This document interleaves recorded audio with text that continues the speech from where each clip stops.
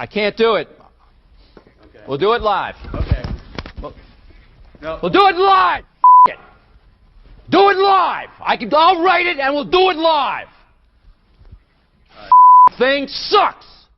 Welcome into the Daily Puck Drop. It's kind of old school because we've reverted back to actually doing a taped podcast, but still we're giving it to you here at 10 a.m. The Daily Puck Drop, we're inside the Limbach Lumber Studios. Contractors, they got free deliveries, everything from whole house packages to homeowner DIY projects, the largest stock moldings in the Northwest. Old school service because they've been doing it since 1930. Give them a call, 206-782-3487. Visit them online at limbachlumber.com. Follow me on all the social media platforms. Just search Puck Sports everywhere and anywhere. Puck_sports on TikTok. That's only kind of changed. And, of course, please go visit pucksports.com. There you find everything from signing up for Puck Survivor, our new NFL Survivor football game. Plus, you can get all the details to be a member of the Pucks Posse, which is only just $5 a month. Now, since we're going old school, that doesn't mean he's not here on a Wednesday. Ladies and gentlemen, from Bend, Oregon, Mondays, Wednesdays, and Fridays, it is the one and only go-to guy, Jim Moore. Jimmy Moore. Hey, Puck, glad to be here with you this morning and brought to you by a Clean Streak professional window and exterior cleaning service out of Oak Harbor, serving Island and Skagit counties for more than 10 years. Now they're expanding to Snohomish County, too. They'll do it all for you. Gutter cleaning, roof cleaning, pressure washing, window washing, you name it. Brian Turner's a one-stop shop for all your cleaning needs. So just give them a call at 360-395-5748 or visit cleanstreak.com. And as Puck knows, and everyone knows I'm such a big deal, I've got a second sponsor. My thanks to Brotherton Cadillac and Brotherton Buick GMC. Whether you're up north or down south, there's a Brotherton location nearby. In the north end, visit Brotherton Cadillac Northwest on Aurora and Shoreline. In the south end, you'll find Brotherton Buick GMC and Brotherton Cadillac in Renton, just off 405, or check out brothertonauto.com. Wherever you land, you'll get the same local experience and commitment to quality they built their name on at Brotherton Cadillac and Brotherton Buick GMC. All right, we got a jam-packed show for you today. It's a Wednesday. Ryan Divish is here, our MLB Insider. The Old Crimson podcast is back with myself, Jim Moore, and a cranky Paul Sorensen, former All-American safety at Washington State. And we've got a brand new guest on. He's joining us. He reached out. It's a fantastic interview, really insightful. We recorded him on Tuesday. Adam Jacobsen used to be a former intern at the Seattle Mariners. He has a goal one day of being the general manager of the team, but he started a brand new website. He reached out. He's like, hey, I'd love to come on and talk about it. GrandSalamiTime.com. It's a very deep in the analytics world. There was a lot of stuff over my head, but it was very interesting. And I love supporting someone like Adam who's trying to, start something on his own. So GrandSalamiTime.com, and we'll get to Adam later in the show for all things Seattle Mariners. But Jimmy Moore, we haven't talked. I haven't wanted to. We haven't talked. I see what your headline is there. Jim's why don't you just be a good winner? Why do you have to rub it in? Not rubbing it in. Well, I will say that it was, the last bet we made, the over-under, I let you set the over-under on when Cal would hit his 50th home run, and you thought it was going to be within a 4-game stretch, basically. You gave me the over-under being after Friday's game in Cleveland, and you had the 3 with the Padres, and I took over, thinking that he wasn't going to hit number 50 for a little while anyway, because he just hit 48 and 49 in the same game. And I was wrong about that. Not only did he hit it in the first game of the bet, he hit it in his first at-bat. So, yeah, that was... The best part about this is that, so it just, behind the scenes, I help my son's football team, my coach. It's every day. It's 5:15 to 7:45. I basically miss, and it's any Mariners night game, I miss almost all of it until like the very end. And so I'm sitting there and we're in practice and we're running through some drill and my phone is just buzzing. Ding, ding. It's just, I can feel it. It's going off every second. It's like, God, what is going on? So I pull up the first text I see is from one of our old good friends. Well, you know what? He's still a friend. Curtis Crabtree. Did he mention his golf game in the text? Or? He did not mention his golf game in the text, but the message was, boy, take it easy on Jim next time you talk to him. And I'm like, what the hell's going on? And then just a text after that, and another one after that. Boy, that lasted long. And then I checked it out, went to the game, went to the box score. Cal Raleigh, 50th home run in his first at-bat. So the question is this: why do you dislike Cal Raleigh so much that you're betting against him? I just thought, I was taken after Mark James. I've been listening to him between 10 and 1, and I'm just trying to trash on Seattle athletes. And, I figure, what the hell? I'm in Bend, Oregon. I'm retired now. I don't live there anymore. No, I like Cal. I just am mystified as to, I figured that it would stop at some point or slow down a little bit, or maybe after the home run derby, he would hit a lull at some point, and I've been wrong. I'm happy to be wrong because it's been fun watching the Mariners, and especially what Raleigh's been doing and getting the national attention. He's going to win the MVP? He's going to win it. You think so? Yeah. I'm convinced more than ever that he's going to win it. Well, yeah, I think you were talking to Duquette yesterday, and didn't you say that there was some website or something that had some of the voters, and most of them at this point are voting for Raleigh instead of Judge? MLB.com did a story yesterday, came out yesterday, and they surveyed, I think it's 32 of their MLB.com writers. Now, they don't get a vote, but those guys, and they cover baseball, voted him over Judge. I think he had 22 first-place votes. I can't remember where Judge was, but 13, something like that, 14 maybe. But yeah, I think we get caught up here being so far away from everything else, not the East Coast, not the Yankees, all of that kind of stuff, and think, oh my God, we're going to get screwed over by that East Coast media. The one thing I would say about the East Coast media, they do understand sports and they understand baseball, and they understand the historic nature of especially this sport. What he's doing at the position he plays is unmatched. Just unmatched what he's doing.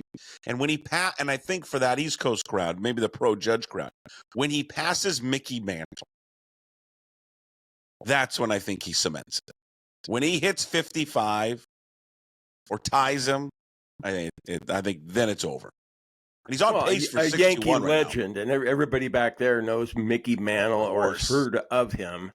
And so, yeah, I think you might be right with this one, Puck. And for the longest time, though, I thought, well, Aaron Judge, everyone knows him and his batting average, his OPS. But I think Cal is kind of caught up to him in the OPS department. But just you're talking about the position that he plays versus Judge in right field, being a switch hitter, hitting 81 games, having to play 81 games in a hitter-unfriendly park, as opposed to Judge. So you weigh in all those factors and the switch hitting aspect of it too. Just all of it. It's insane.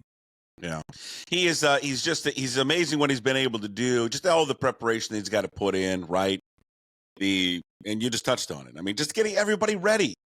Getting all the pitchers ready and then studying to hit from both sides of the plate to understand the bullpen and the matchups and just everything he's doing.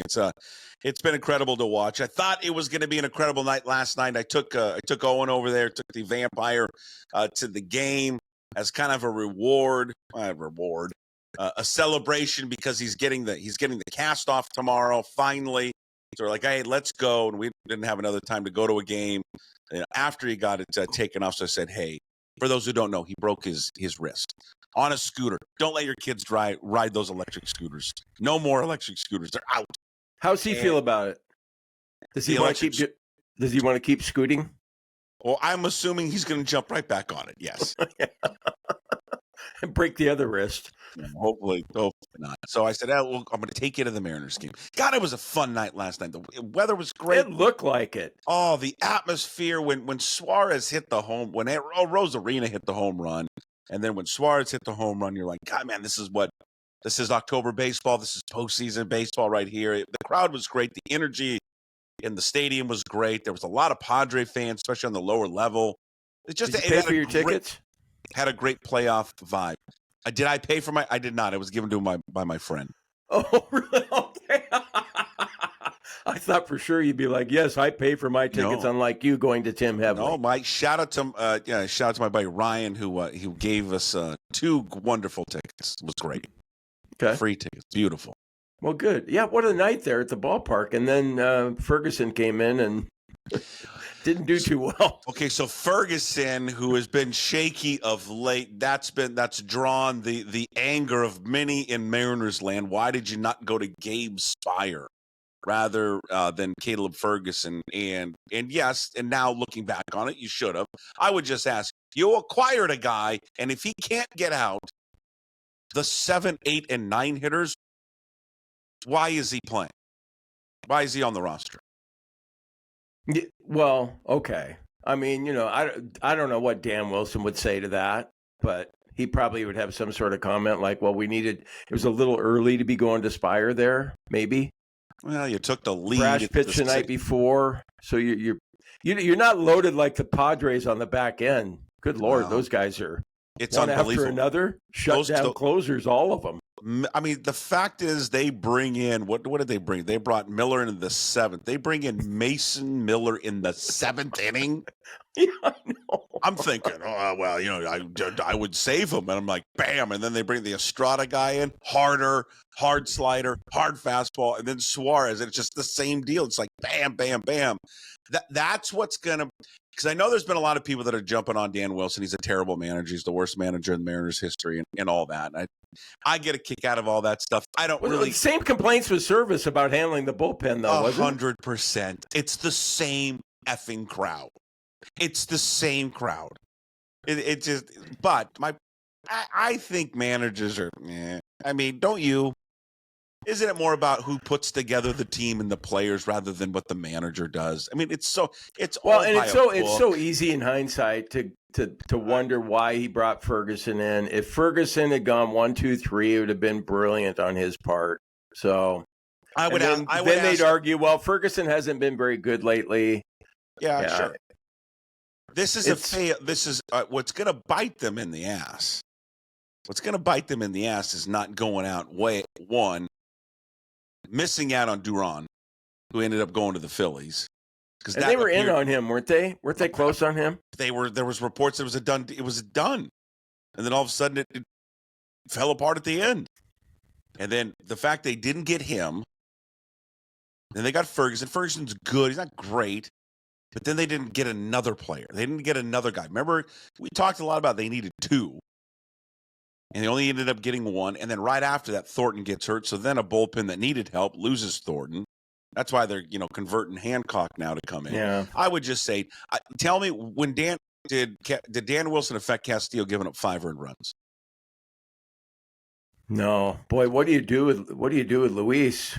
I don't know. I guess you got to keep sending him out there the rest of the season and expect him to come back to where he was. But boy, I was reading Divish's story, and I mean, clearly, just with our own 2 eyes, we can see there's something off with him, and the velocity's down. Whether mechanics related, whatever's going on, but boy, now that question you had about which starter do you leave out in a playoff series, it's clearly him right now.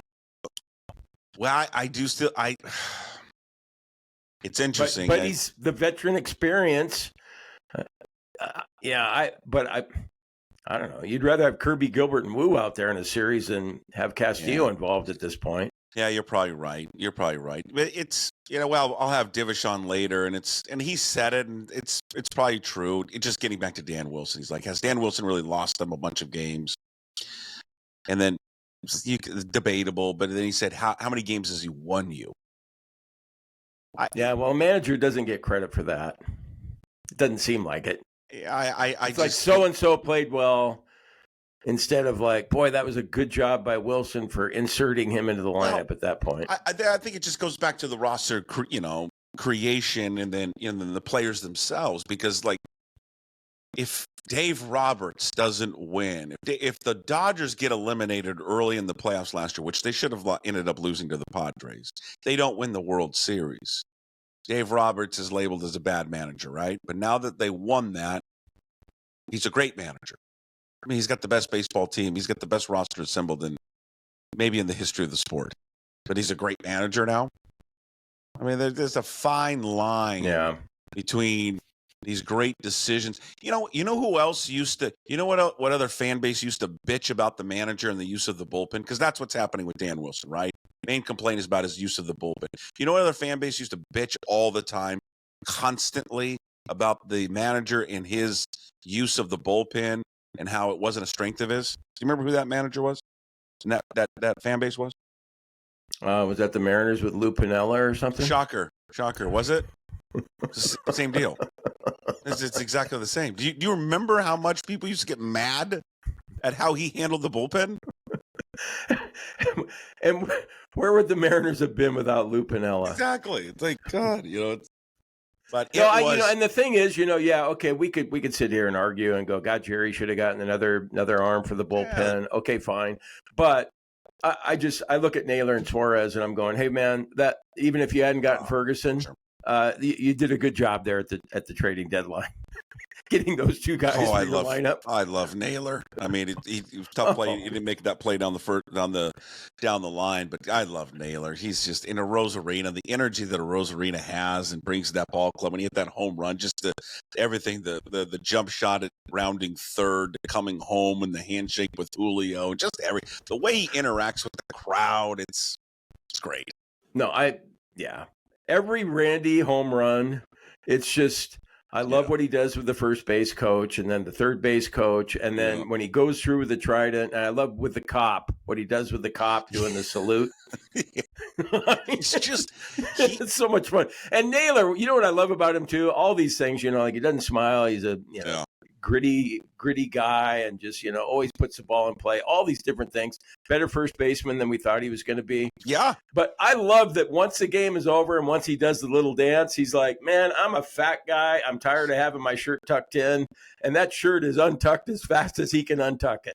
I love it because as, fellow kind of chubby guys, we appreciate that. He's plus size. I don't think we need to call him fat. He's just a plus size man. Okay. I don't really think he's fat, but he's a little chubby. Husky. He's husky. Big boned. Big boned. Yeah. Big bone Naylor. I always went with big boned when I was growing up. That should be his nickname, is Big Bone. Like the bone, but they call him Nails, but it should be Big Bone. Big Bone. Yeah. Well, he just won me over also with that press conference that he had talking about studying pitchers, watching the game, and he's a poster child for every slow guy in the world for what he's doing on the base paths. But he's not slow. Well, I think, yes, he is. Isn't he? I mean, didn't they do StatCast stuff on every major league player? And he's not up there in the top 100, I don't think. But when you watch him, does he look slow to you how he moves? No, he looks like a damn freight train out there. Yeah, I don't know. It's like everything that I thought I knew about him or read about him and all, with his defense and his athleticism and speed, I just feel like all of it's been wrong. Well, don't you think if you're going to sign one or the other, if you're not going to sign both, don't you want Naylor more than Suarez? Yes, I do, for sure. Zero debate. But I'd love for them to have both of them come back. Right. But Suarez is probably going to get more money, shorter deal, but more money per season. Maybe, but how old is Suarez? He's up there. 34, now, maybe. Yeah, maybe I don't know how much money he'll get. I mean, he's obviously going to get paid, and I don't know, maybe he cuts him a little bit of a hometown discount. So he could, but with Naylor at first base, I mean, who do you have as a first baseman in waiting right now? Nobody. No. Yeah. No one. Absolutely. I mean, you could just slot in Williamson if Suarez leaves. All right. So just to go back to your gambling debt, so 50 on Cal. Reaching 50 home runs. What is that? Did you have any transition there at all? Because no. I'm highlighting the. Okay, there was some good news on the gambling front for me yesterday, though. Just hold on, let me just finish, and then we can get to your great news. So I got 50 on Cal, reaching 50 home runs. I'm just writing this plus another 50 for reaching 50 when he did on the over under for Cal over under. So that now brings a grand total to 100. And there's another $20 bet that's out there that you're going to owe me because you think Gino's going to have more home runs than Cal. Hey, how idiotic was that pitcher for San Diego throwing the same pitch to Gino 4 times in a row? That's all he threw. That whole team. Hey, man, he just hit a tape measure foul ball off that pitch, and you're going to come back with that on the next one? That whole team threw nothing but sliders. Me and Owen are sitting there going, and Owen turns to me and goes, is the only pitch this team throws is sliders? I go, yeah. Cease was great for like the first few innings. I mean, he had a pitch arsenal where it was like a 98-mile-an-hour fastball. He threw a knuckle curve and then a slider. And I'm like, Jesus, man. Yeah. No. Okay. So then you're going to owe me another 20 for that one. I'm going to probably lose the Jalen Milroe $20 bet. For those that don't remember, I don't think Milroe's ever going to come into the game minus it can't be because of an injury from the 30 to the 30. He'll be using the red zone. It might have been the 20 to the 20. We'll see. Okay, we'll say 20 to the 20. Okay, that's the great news from Mike McDonald yesterday. Okay, he basically told everyone that they're going to have packages built in for Milroe. Yeah, I know you didn't like hearing that. Hopefully in the red zone. Did he just say specifically in the red zone? I don't believe he did. No. Damn it. I need him to just. Well, I knew I lost the bet when it was against the Chiefs and they brought him in. They brought him in for the little tush push that they did. Yeah, are they going to do that with him? Well, they did it. They did it in the Chiefs game. Yeah. Wow. God, I hate that. I hate that thing. Well, you're gonna like it. You're gonna like it when it works. It's not a football play. Oh. Hey, listen, man. I listen to Hugh Millen. I love Hugh. Well, Hugh's not right about everything. I think he is. Really? Yeah. I mean, every time you're like, well, Hugh said it. He also said Russell Wilson was terrible. So. He did say that, didn't he? So, I mean, you do have to bring that. What was that? The air yards too. He was intended air yards. Yeah, he wasn't much of a Geno fan either, was he? Yeah. So I don't know. Yeah, I'm going to lose that bet. So that's 20. So that's the bet you're talking about. That's the good news. Yeah. Yeah. I don't like it. I think I should get credit for donating money to your son's football team, though. Is that the money you're donating? No, I'm going to have an additional $50 that I'm going to send to Owen. I'm going to tell you. That kid's growing up, man. It happens fast, doesn't it? It was genius what we did. There was one of our coaches was like, because we had to, do a fundraiser. Normally they walk around, right? With the, knocking on doors and, hey, would you like to donate and all that, which is the old school way. One of the coaches like, yeah, my son shot a video and just blasted it out to all of my buddies. I'm like, well, that's genius. That's the smartest thing in the world. Get more money out of that. Yeah. Great. I'm going to donate. Yeah, he got a ton of money in like less than 24 hours. Ridiculous. That's great. Should have just pocketed it all. No, but I just was surprised to see how grown up Owen looked. It's getting big. They grow up fast. You know what it's all about. Yeah, they grow up fast. Well, there was no big. You brought up the Seahawks, so we might as well just talk about the cutdown day. Jim Moore's reaction to cutdown day. Yeah, I got to be honest with the listeners and with you. I'm not following it as closely as I used to when I had a full-time job doing it. And some of the names on the cutdown list, I'm going, yeah, okay, I haven't really. I like it when they keep those undrafted free agent rookie guys, though, and they've got 4 of them, and I can't even tell you what their names are, but I appreciate that Mike McDonald is keeping that alive, that Pete Carroll always had those guys on his team. Oh, I love it. Yeah. Well, I mean, there was no... I guess that collar-up guy, whatever. I mean, the tight end, The tight end, yes. Yeah, he's one of them. Hell of a blocker. Was a hell of a blocker. That's right. See, hell of a blocker. And you need that for Clint Kubiak.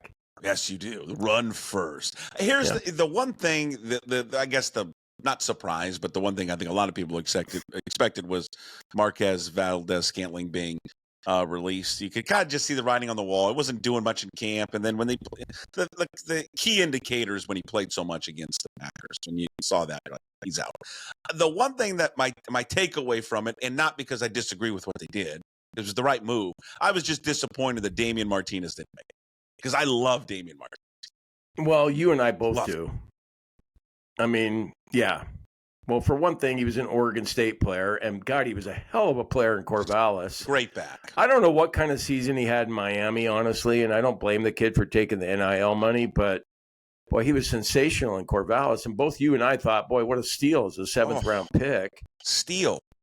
But I guess all the people that follow all the tangible stuff like the 40 time and everything else, he just wasn't as good as Holani, so what were they supposed to do? I think he just got beat. Yeah. He just got beat by George Holani, and then all credit should go to George Holani. Just beat him out of a spot.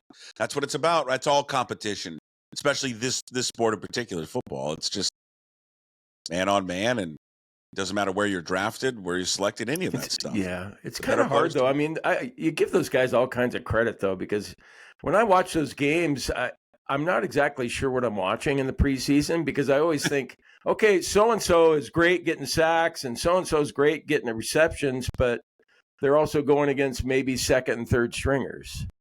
And, how are they going to do once the lights are on and it's an actual game? And so, I mean, those guys see him in practice and they know what they're doing with making the decisions on the cuts, but it's hard for Joe average fan when you're watching the games to know whether, man, this guy's really a standout, but yeah, he's going against third stringers. Maybe that's why. Okay. I want to finish up with this here is where this is old school. This is how we used to do the original daily puck drop back in the days. We recorded it, put it out later instead of going back to the live. We've done it more how we started. It's been great. It's been kind of a throwback. It kind of I forget how early we had to do this back in the day. Before you go, I need to know how much money you're putting on the Cougs. Are you going to bet on them this week? What is the line? 13.5? Well, I haven't really looked. I need to restock both I've got betting sites. What is it? Rebet and DraftKings. DraftKings is legal down here in Oregon, and that's my Social Security check came in today. Okay. So I'm immediately going to restock those accounts, and I'll put 50 to 100 on the Cougs, given 13.5. Well, I just went to ESPN to look, and they always have the lines down there. They don't have the line. Did they take it off? I don't know. Maybe because Idaho's not Division I or whatever. I don't know. Sometimes some of those games, but you saw 13.5 somewhere. 13 I thought that was it was up there earlier. Now it's not there anymore. That's typically a low number for a Washington State Idaho matchup. Beavs 1.5 -1.5 at home against the Bears. Well, I like the Beavs. Their new quarterback. Okay. Yeah. Their new quarterback. Whatever his name is. Yeah. Good for you. Their new quarterback. What about the Puppies at home against Colorado State, the Rams? 22.5. That's a big number. 22.5? 22.5. Hey, we got to back the pack, right? Colorado State's one of our teams next year. You know what? You threw me off for a second. I'm like, back the pack? Well, why are we backing Washington? You're right. Colorado State. They're one of us now. I forgot. Yeah. Take the Rams plus the 22.5. Yeah. Okay. Hey, did you see the news on Mrs. Fish? On what? Mrs. Fish? No. She went back home. Oh, Mrs. Fish. I got you. Yes. I got you. She went back home. Yeah. Into the warm, embracing arms of Humberto. God, I thought about making a big deal out of that and writing something about it, and then I thought, no. It's a mom. On the one hand, you can go, God, Jed must have 1 foot out the door, and you can just build a mountain out of a molehill with that. On the other hand, it's a mom that's looking out for the daughters. We've had daughters. You know what Mari was like or is like now. I know what Brooke was like, and if she was screaming and ranting and God, I want to go back. I miss my friends. And I don't blame her for doing that. They want to go back. They want to finish high God, the weather sucks here, Mom. The weather's awful here. Let's go back to the desert. What the hell was Dad doing? I don't care if he's made $1 million more than he made in Tucson. Let's go back home. So I get that. And she's like, and Humberto's there. You and I both love Humberto, don't we? And for listeners who don't know what the hell we're talking about, he's a big Arizona booster who was very upset when Jed Fish took the job at Washington. They had a handshake agreement. and he basically said, "I will never root for you again." Exactly right. That's why we enjoy him. Hey, before you go, last thing is because it came out, it was reported last week. Canzano had this last week, but it's official. The CW and the Pac-12 have agreed on a new 5-year deal. 13 regular season football games, 35 regular season basketball games for the men, 15 women's games. They also have the semifinals and the championship game there on the CW. All right, no show on Friday. Reminder, I'm off Thursday, Friday, and no on Monday. It's going to be a while. I'm going to see a week from today, so I will see you next Wednesday. We'll talk about the Cougars' victory, Jim, and we'll talk about getting ready for the Seahawks and 49ers. Are you ready for it? I'm ready for it. Have a good vacation. And before I let you go, though, tell me how I can get the CW. I mean, can I get it on YouTube TV, or do I need to switch to Fubo? I don't know. Because I don't want to be sitting there at 6:30 Saturday night, half an hour until kickoff, going, where the hell is CW? I'll be honest, I don't know. I think it's on CW, but I don't know. Well, it is on CW. The game's on CW. Me. I don't know if it's on YouTube. I don't know. Okay. Just look it up, all right? I'll see you next week. Okay, go Puck. Cougs, as always. Cougs. Yeah. All right, coming up next, our MLB Insider, the one and only Ryan Divish of the Seattle Times, talking Mariners baseball, coming up right now. He's here, Ryan Divish, our MLB Insider, all brought to you by Chalet Bowl, Washington's oldest operating bowling alley, proudly serving the community since 1941, located in Tacoma's historic Proctor District. Check them out at chaletbowl.com. Book your next reservation today and experience the best in local fun. God, that's this backdrop you have down there on that farm is just beautiful. It looks gorgeous and peaceful. And then you got the coffee with the steam coming off it. Yeah, with a Coug cup. The Go Cougs. You're everything. That's why we enjoy you. That's why we love having you on every single week. Ryan Divish, it's our MLB Insider. Are you concerned the last time an FCS coach coached the Cougs, what happened, and if there's a repeat performance? It keeps me up pretty much every single night. Because I covered Paul Wolf, and I knew Paul Wolf from the Big Sky days, and he had a hard time identifying and recruiting FBS talent. Okay. You know, can we start off on a good State Jackrabbits are going to be good for the Cougs here. The whole team is South Dakota State. My God, I don't recognize a damn player on the team. I'm looking through the roster the other day. Yeah, no, they'll kick the shit out of Minnesota Mankato if you play them. I'm a little nervous when they match up on October against Ole Miss. Are you going SEC. there? I'm trying to go. I need to get on that. I'm trying to take my son to it. Although then I'm thinking, should I take my son to that one? Well, your son would probably go through puberty in 11 seconds. I think so. I think I just got to want to introduce it to him right away. So let's go to the SEC. You know who has a condo there that he used to rent out for football games is Scott Service.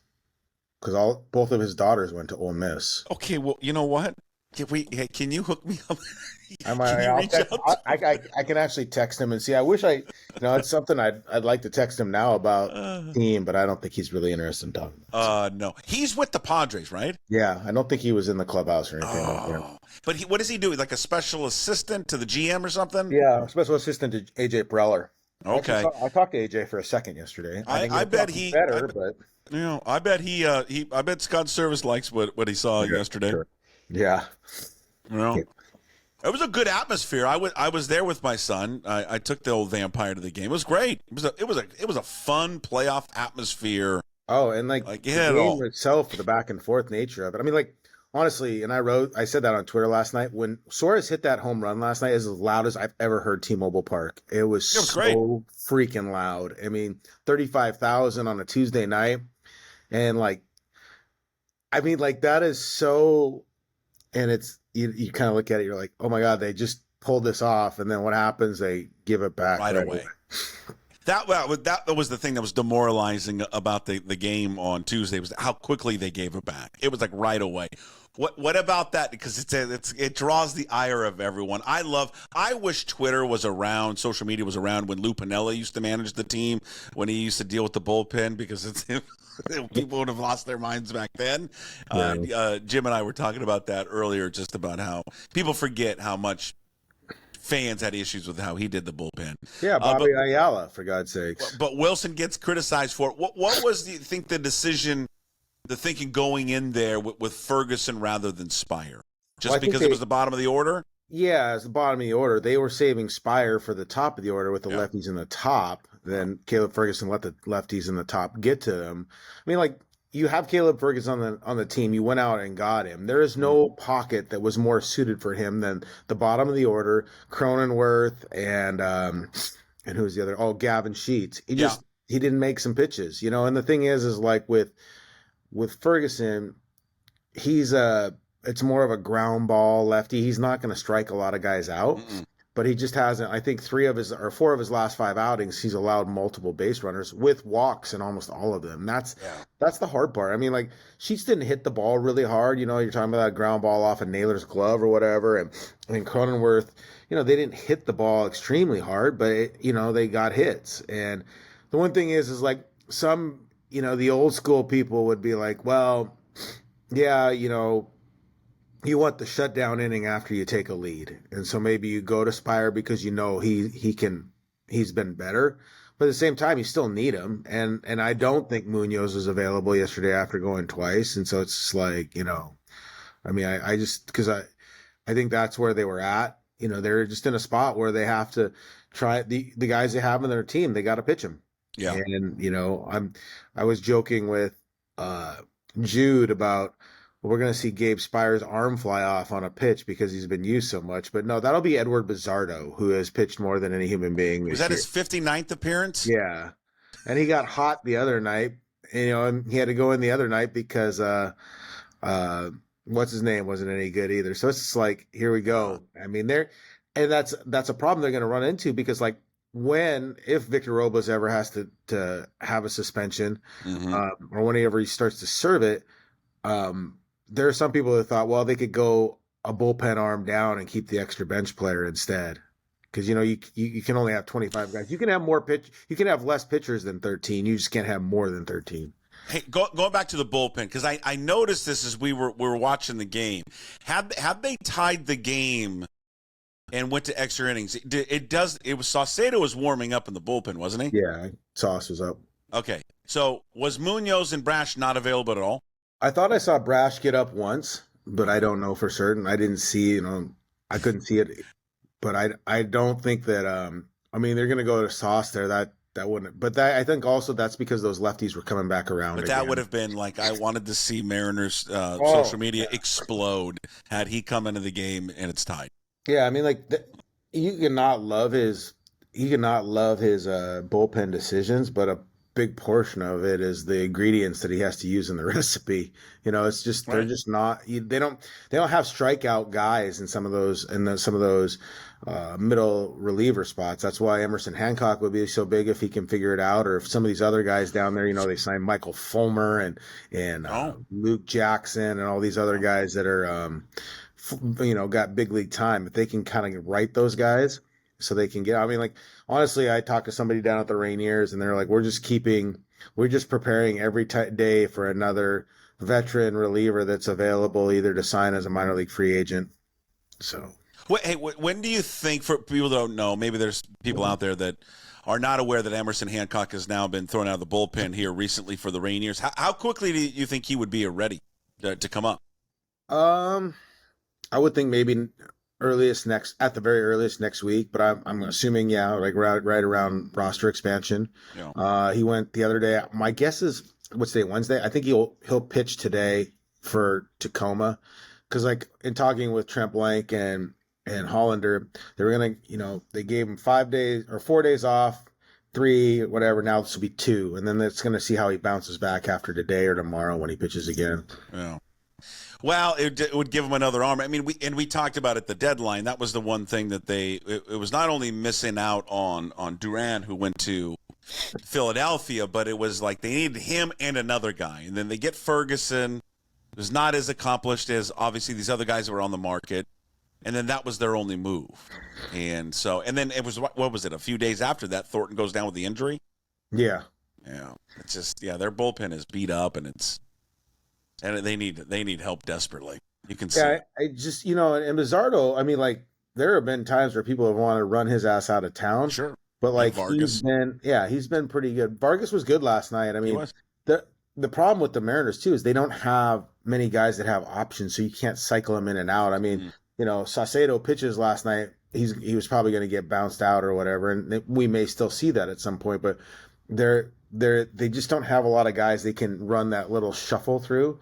And I don't know where Legumina's at and some of those guys in terms of the 10 days since they've came back up. So it's interesting to see what they're going to do. And they can always do. If they ever need it, they can do the Casey Lawrence dance or Jonathan Diaz and spot start them there. That's because everybody was talking about with Bryce not looking great early, or at least the one inning, or even Castillo. They're like, well, we need another starter. Well, you don't really in September because there's a ton of off days in September, and they just you can kind of piece it together. Whereas, like, if you really needed one start, you could bullpen Dade or you could bring up Diaz. The weird part is your 40-man roster. You're going to have to start maneuvering, but at the same time, some of these guys that are on your 40-man roster really aren't part of your organization. Next year, on the fringes of it, you can make some moves. What's going on with Castillo? I mean, this is now the 3 straight outings where he's been rough. It's like 14 earned runs in 13 innings. Yeah, it's and his velo's down almost 2 ticks on his fastball, sometimes 3. I think he threw a sinker last night that was 91 miles an hour, and that's like. I think some people think that I had some guys say, well, he averaged 98 to 100 when he came here. No, he's never averaged he's always been about 97 as the highest. He might hit 98 or 99 once, but it's not like, he ever sat there. He's just getting older. I think he's struggling to, at times repeat his delivery. And in talking with some people with the Mariners last night, because I asked somebody if he was hurt, and they said he hasn't said he's hurt, but sometimes it looks like it because he's very stiff, and he's never been the most flexible, athletic-looking guy on the mound anyways. He walks around kind of like this. He does walk around very stiff. Yeah, and so but they feel like his mechanics of late have been a little funky, and they're not synced up, and he's kind of throwing against his body, and that's sapping, because your legs and your core area aren't synced up. You're not generating the right separation to throw the ball as hard as you can, and they're trying to get him a little bit more flexible in the upper body and clean up some stuff because he's throwing against his body. And the other thing by doing that is not only does it rob your velocity, but it also sets your arm up to get for injury or your groin or some of those areas. And I think it's just a factor of, you're older, you're tired, he's thrown a lot this year. Sometimes you just kind of you pick up bad habits. And so I think they've been working with him on trying to clean it up, but we haven't seen the results of it. I thought he was fine after that. I mean, he's never going to be as dominant or strikeout laden as he was before. But I think that's the one thing is we've seen that this year is it's like the repercussions of what these guys did last year are starting to kind of creep into what's happening this year. And that was always a worry when you discuss how many innings these guys have thrown and just how durable they had been and how productive they had been, that it just kind of felt like eventually it was going to catch up to them. The other night, Cal does it again. He hits his 50th home run in the first at bat. First catcher ever get there. He's already broken Sal's record. He's now 4 away from Mantle, 6 away from tying Griffey. His humility, though, after all of these record-breaking moments, it is really refreshing to watch him talk about personal success and then immediately switching it back to the team, Divish. It's funny. I sat and BS with him the other day for like an hour off the record, and it was great. But he was talking. He's still sort of amazed that he gets recognized as much as he does now and stuff like that. And like he hasn't quite, he's not used to it. He's not comfortable with it. He's just not a guy. And like, that's why Logan Gilbert made the joke about how much he loves the spotlight, when he hit the homers on the night when Logan strikes out 13. But legitimately, I think Cal was more fired up about Logan striking out 13 than him, breaking the record, because I think at the end of the day, Cal wants to win. He wants to get to the playoffs, win a World Series. Like, the records are the records, but if they were to miss the postseason this year, or they bow out in the first round or something like that, and he has this magical season, to him, I think it'll be all for naught. Yeah, it's really cool that I did this, but here I am watching the postseason alone on my couch again. Yeah, I think I discussed that earlier this year, that it's what I don't want to see for him. Not because I don't think we will look back and go, well, that was not a memorable season. It's going to be memorable, but I don't want people to look back on Cal's season and go, "Oh, it's great that he did all of that, but the team didn't get in the playoffs. They didn't win." Yeah, that's what I don't want, because I want him to be. I want this season to be, revered.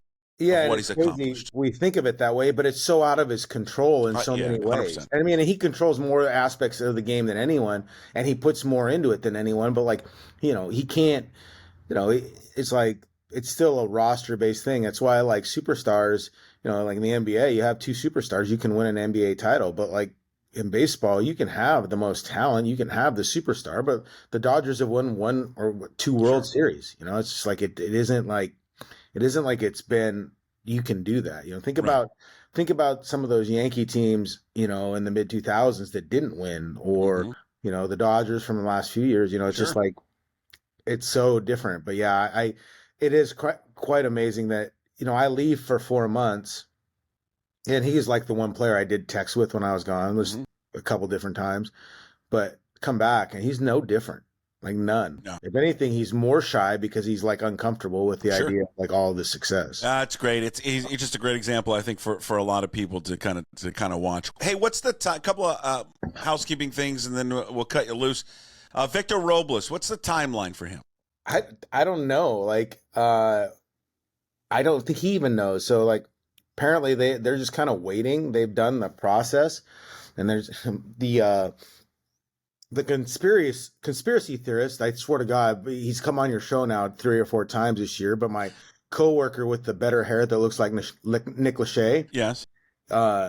He joked that he goes, I wonder if Stanton had some sort of handshake deal with Manfred about like, hey, just let us get Robles through this week, and then you can drop the suspension when we have all the right-handers coming up, Maybe. Who knows? Like, Stanton did Manfred a solid this year and put his team on the MLB production side. So I don't know, but we said that's how they got the 3rd round or the 3rd overall pick is by agreeing to do the production side. Yeah, maybe. Yeah, who knows? Well, good for Johnny Stanton. Because and I don't know, and I'm sure people were freaked out about Contreras only getting 6 games for his temper tantrum at the MLB level, but I'm telling you, it's the bat. Once the bat was involved, right? If Robles went out there and tackled Joey Estes, and then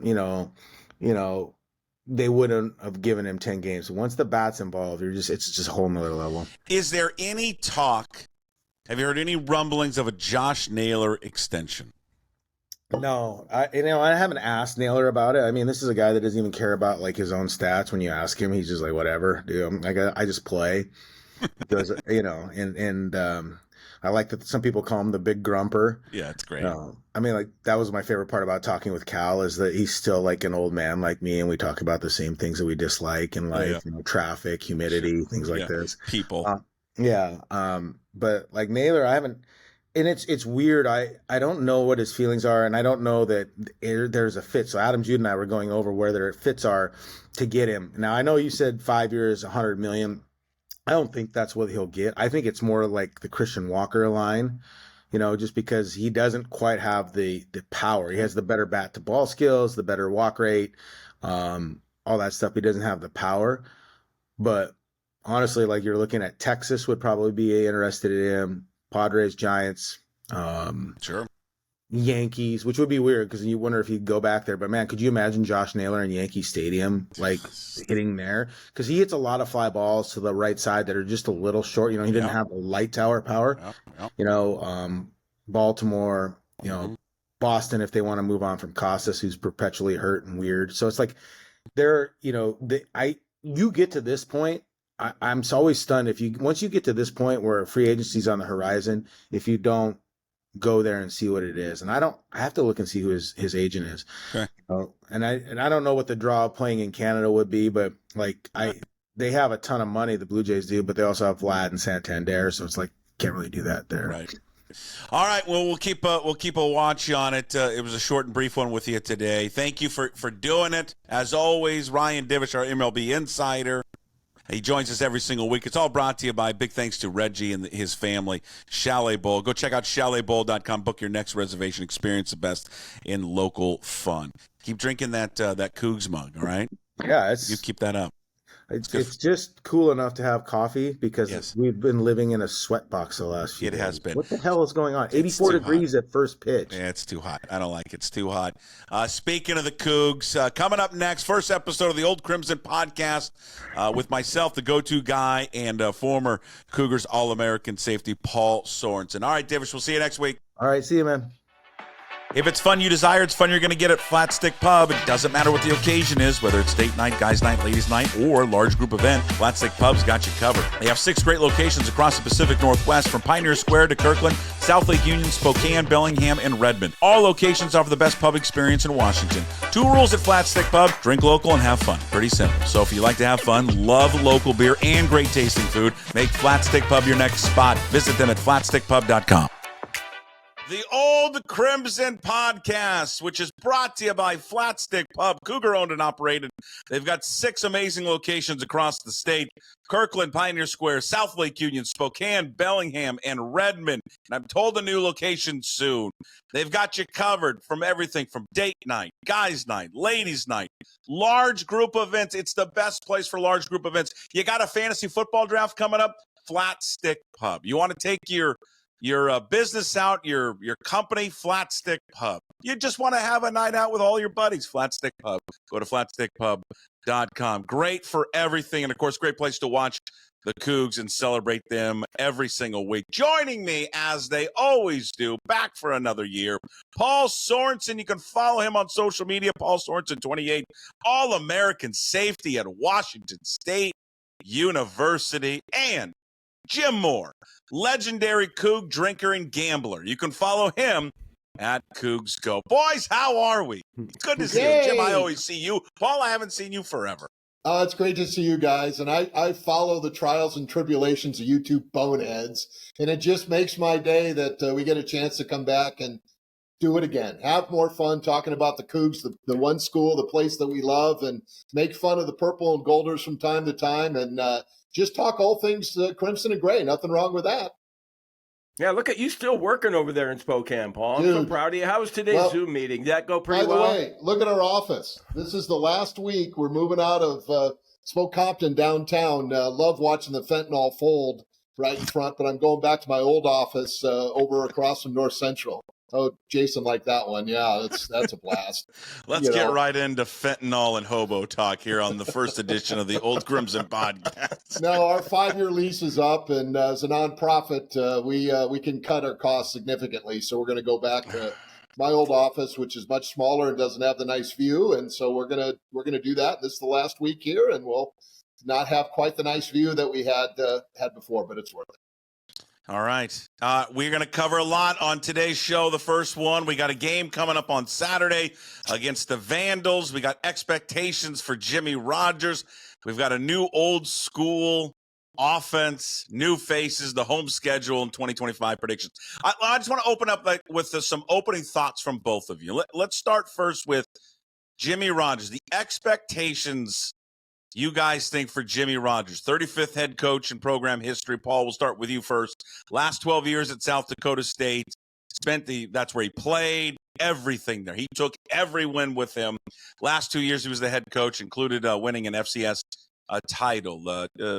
Give me your thoughts on Jimmy Rogers, what you've seen so far and heard so far about the new head man at Wazoo.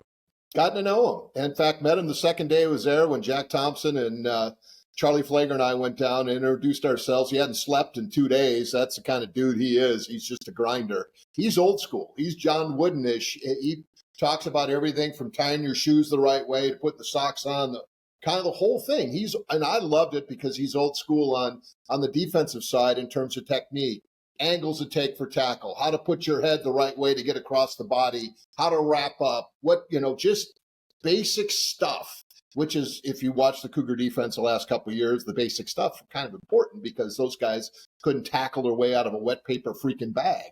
So that's kind of important, when you look at what he did. 27-3, won a national title in 23, went to the semis last year, lost to North Dakota State, which won the whole thing. So he understands what it's like to play in a big stage now. Everybody's going to poo-poo it because it's the FCS level, not the FBS level. It's not Alabama. It's not Michigan, things like that. Still pretty good football. So, and he brought his staff with it. And all you had to do is look at, what the Indiana coach did with, the FCS schools coming in. They were 10-0 until they ran into Ohio State and got throttled. So I think the thing that I saw, Puck, that I really liked, moving into this year is he has consistency with a lot of his staff, a lot of the players that came in. He built basically, he was able to integrate the players that were there, make them feel comfortable. He built a competitive nature with those players. This was as salty a fall camp. They were talking shit. They were going after each other. They were throwing hands. I mean, it was as nasty a camp as I've seen in a long, long time and heard, from that perspective. There was a lot of competitive nature and a lot of competitive stuff going on. And I thought that was really, really good. And that's the thing that I see with Jimmy. He wants to compete. He wants to do it the right way. He hates to lose. It's all about football with him. He could care less about the press. He doesn't give a crap about what anybody thinks outside the building. He just wants to win. Go-to guy, you have 1 minute to respond since Paul took up your entire time. Go ahead. Sorry. Jim. Yeah, it's good to hear from Paul again. Boy, how many syllables do you think he had right there? Jesus. Like 18 We're million. done. Scene, set, wrap.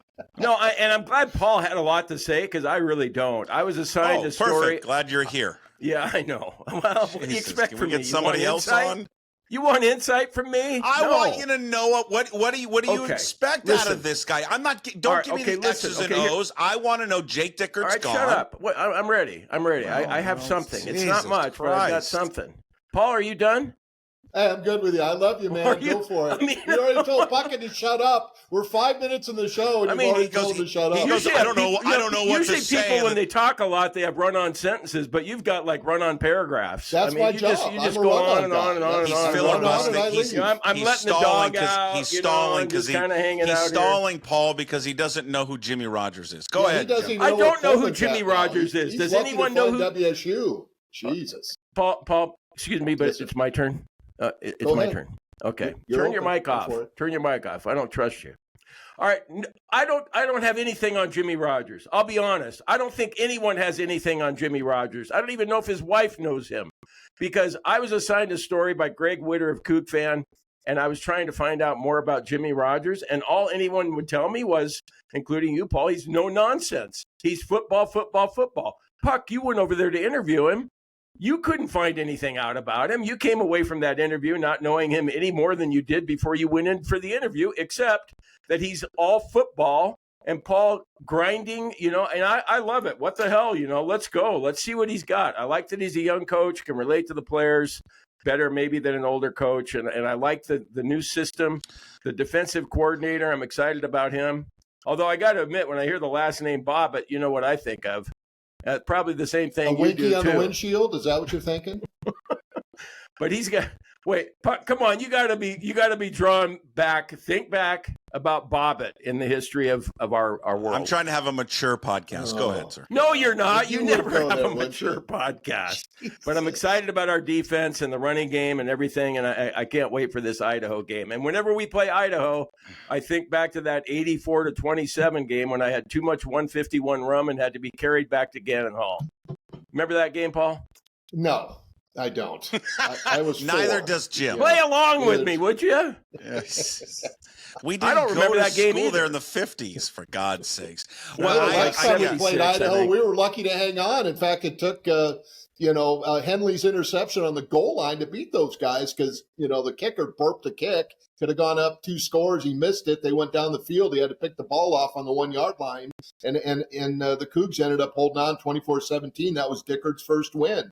So, and the thing is, you don't know. I mean, you've got WSU, you think you know, you got Idaho with their whole new coaching staff. We'll talk about them later.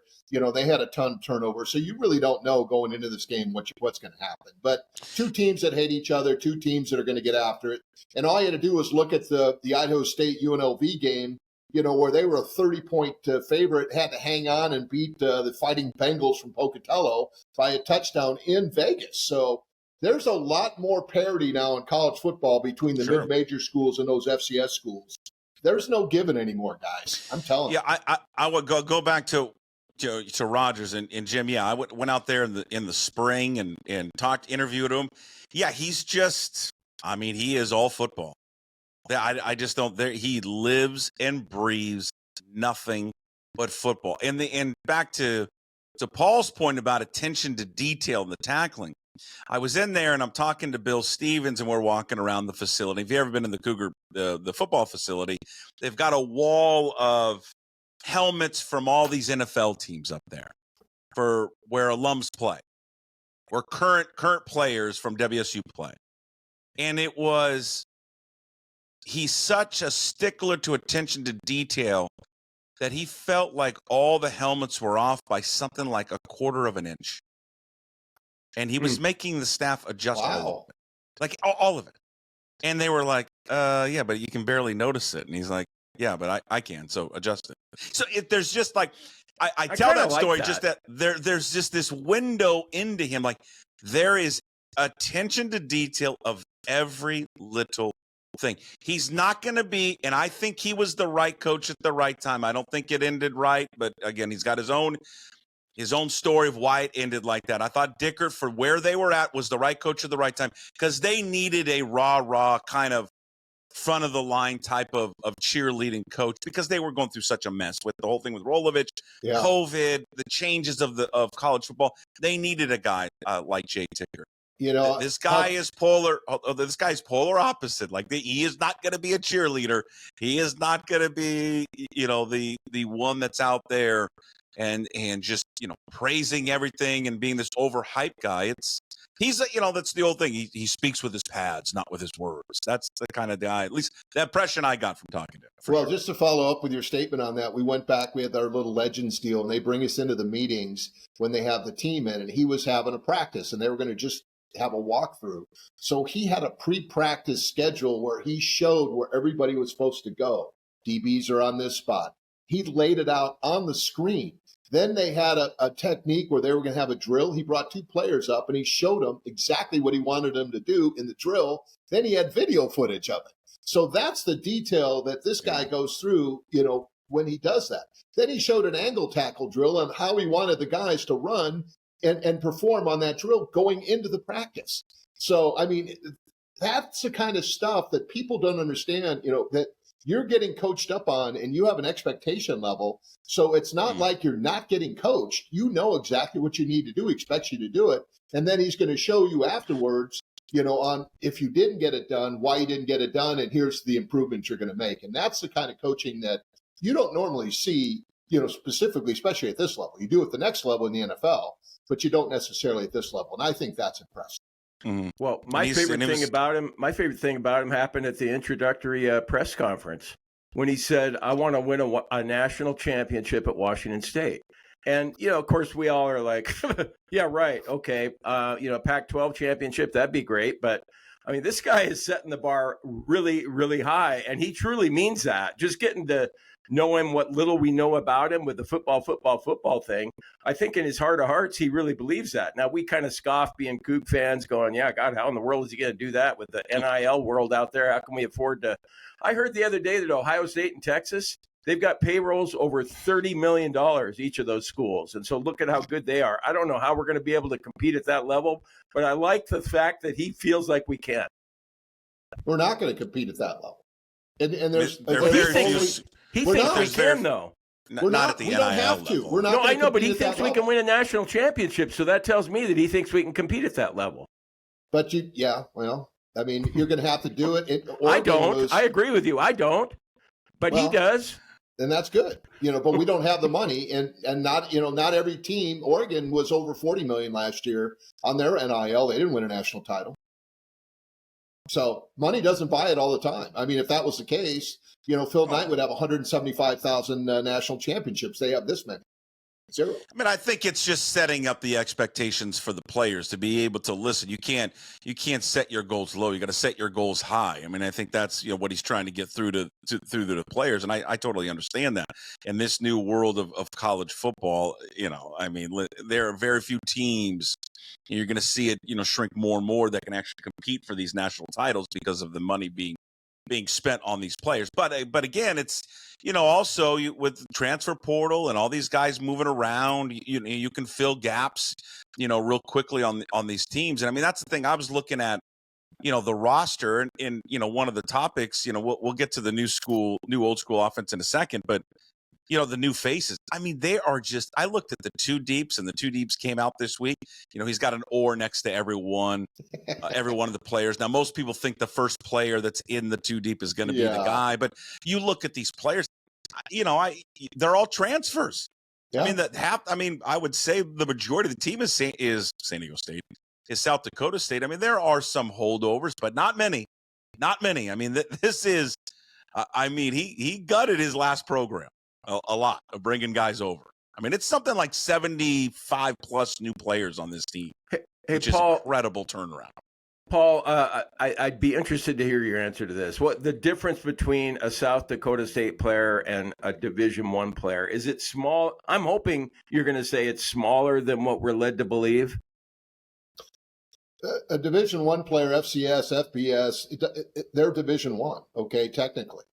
Now, let me rephrase that. A good FCS player, so there's probably 10, 15 programs, your top 10 at the FCS level, your North Dakota States, your South Dakota States, your Montana State, schools like that. Those are your Alabamas, your Michigans. Those programs can compete. They can go in and they can challenge and battle, with pretty much anybody, maybe with the exception of the top 10 of the FBS level. So those players are as good as those players can play and start at the FBS level and be very, very good. Cooper Kupp. You throw a couple of names out there, Walter Payton, Jerry Rice. You just go down the list on the players that have come out of the FCS level that have gone on and had outstanding careers.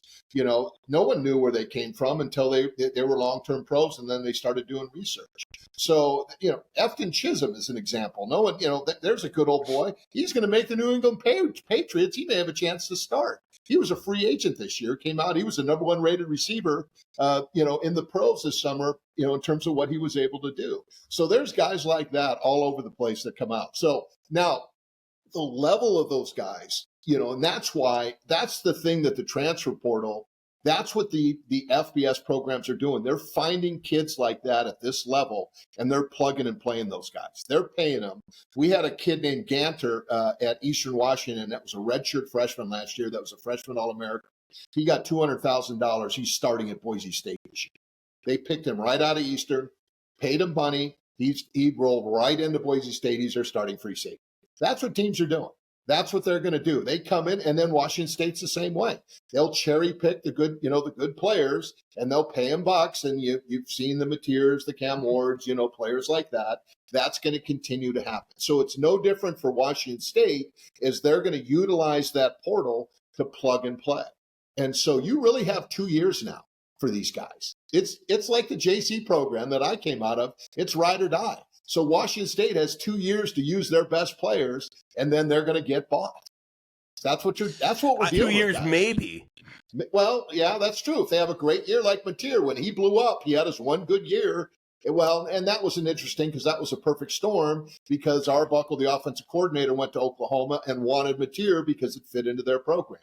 So that, he might have had another year had that not transpired. Well, but I think the worry is, and I can probably sense it, maybe more with Jim, and I share it, is that, and Paul, you probably have it too, you are taking a lot of players, again, at a level of football, and now thrusting them into an upper level of football and asking them to perform the same way. I'm not saying that they can't do it, but if you look at like the two deep right now on defense, I mean, there I think are only 2, maybe 3 players that are holdovers. I think Stevenson is one at D end. I think McKenna at linebacker would be the other one, and then Jamari Colson. The rest of them are all either South Dakota State, which is the majority, or from another program. And then offensively, it's the same thing, right? I mean, we expect Josh Meredith, turning wide receiver. He will likely start. Zevi. I don't know. Yeah, he's you for sure? He's going to start. Yeah, look at the deal. He'll be the guy that rolls out of the tunnel, will take the first snap.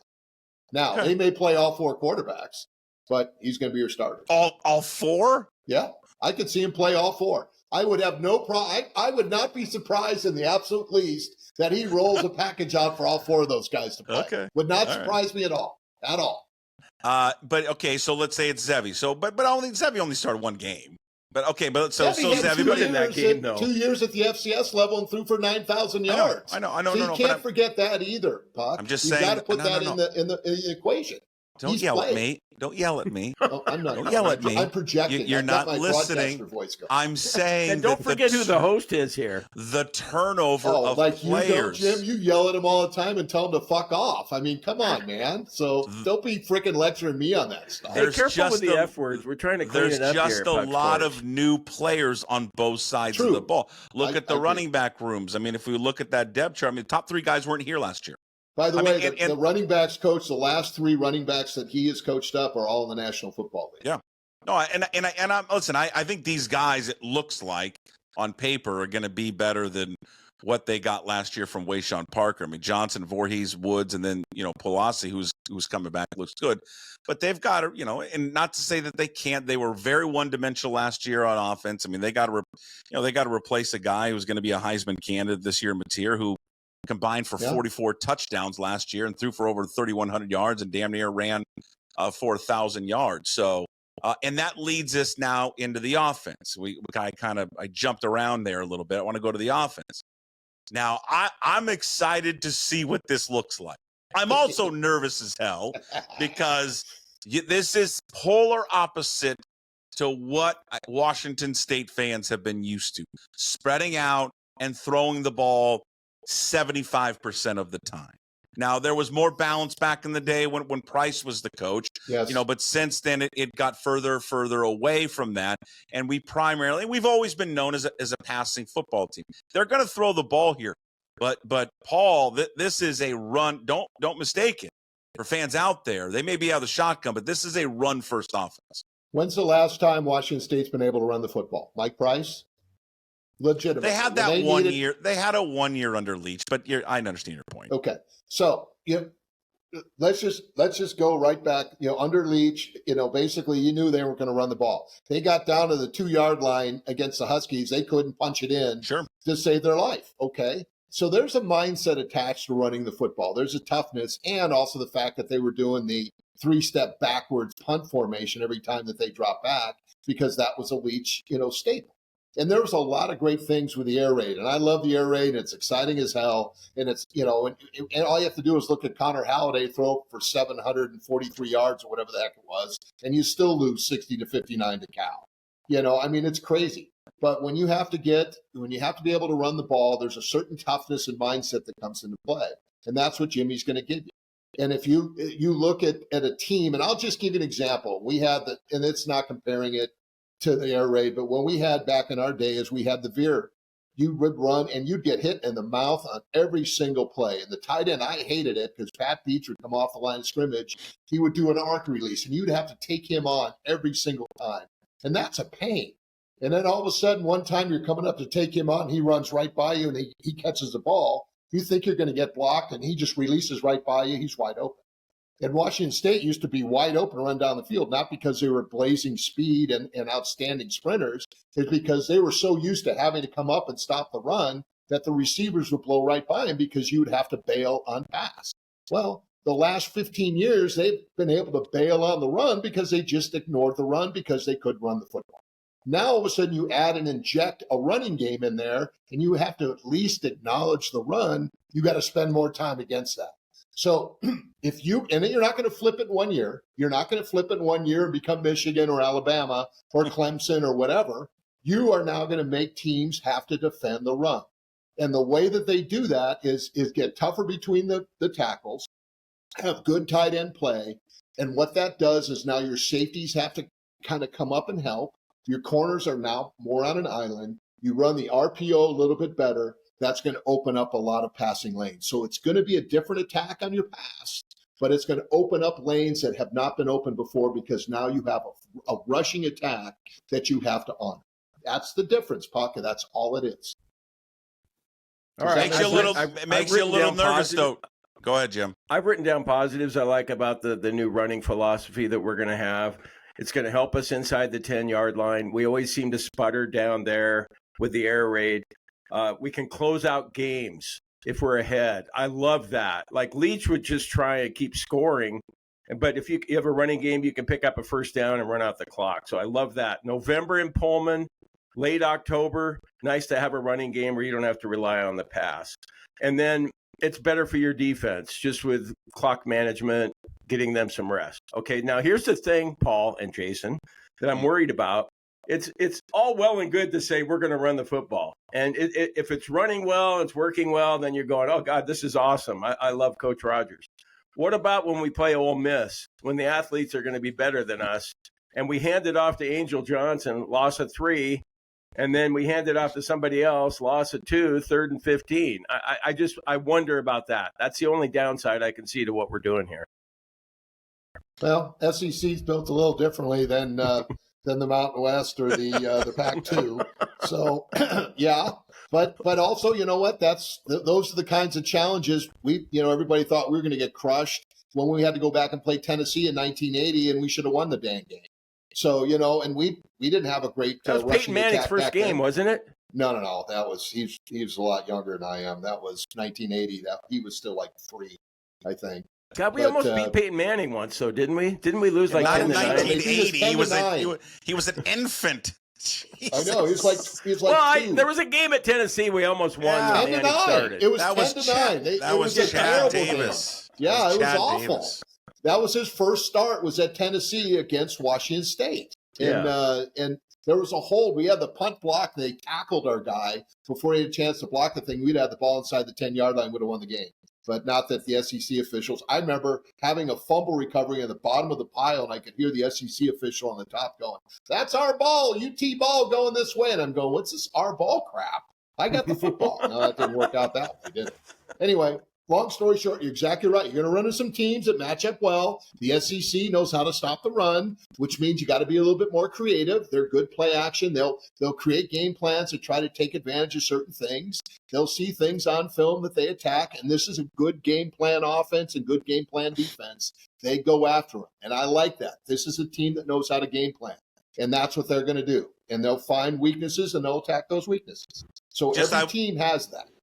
Yeah, and I was quickly just going through. I wanted to see because I think people are going to be. It's going to be a little shock to some people. Now again, maybe they won't just be committed. I think that they will play to the strengths of their offense. But last year, just going through South Dakota State's box scores, I think, and maybe I missed a game, 34 pass attempts was their high.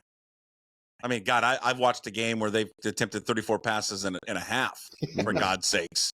So, to Jim, I understand I get it. I mean, they're trying to be more of a physical, push you off the ball team. And again, they do have the majority of their offense line. I mean, those are guys that are from, have been in the program. But it's just a different, instead of going back, right? That air raid offense was always a step back instead of going a step forward. They had to learn an entire new system. So it's going to be interesting how quickly they can adjust to that style of football. I'm excited to watch it.